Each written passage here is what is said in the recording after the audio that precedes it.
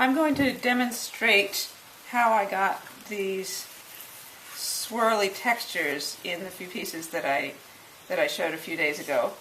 The first layer, I use this GAC 100. It's an all-purpose acrylic medium, but you could use matte medium or gloss medium or any medium that's in a squeeze bottle.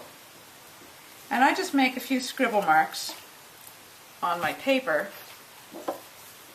and then blot it with another sheet of paper at the same size. Now this paper is a printmaking paper.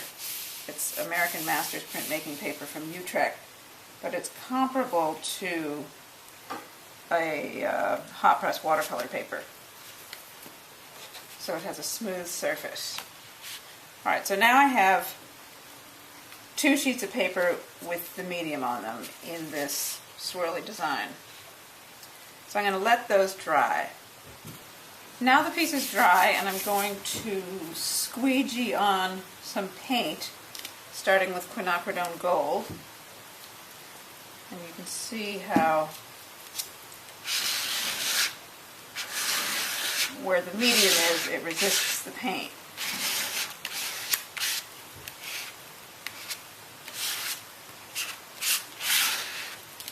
I'm going to add a little Dairy-Lyed yellow.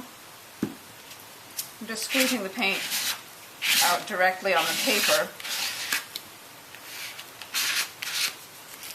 Although you can also squeeze it onto a palette and then just pick up the paint with the credit card. Okay, so that's the first coat of paint. And that doesn't take any time to dry because it's so thin.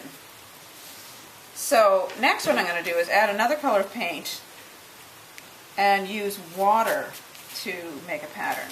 So I'm using quinacridone burnt orange. Actually, I'm going to put this on my palette.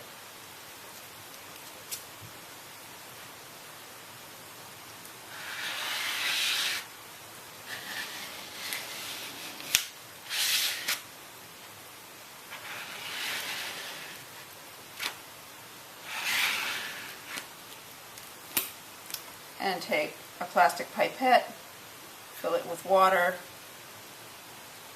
and carefully make some lines. Now you have to do this quickly after the paint is applied so that it doesn't dry. The paint has to still be a little bit wet for this to work. And then we wait for a few minutes.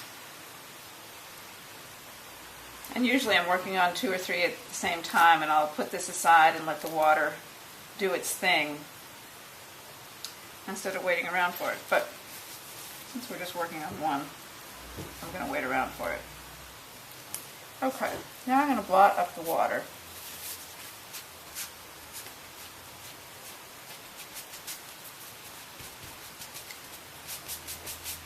There, and you can see the water lifts the quinacridone burnt orange so that you can see the gold underneath, or the white, or whatever's underneath it.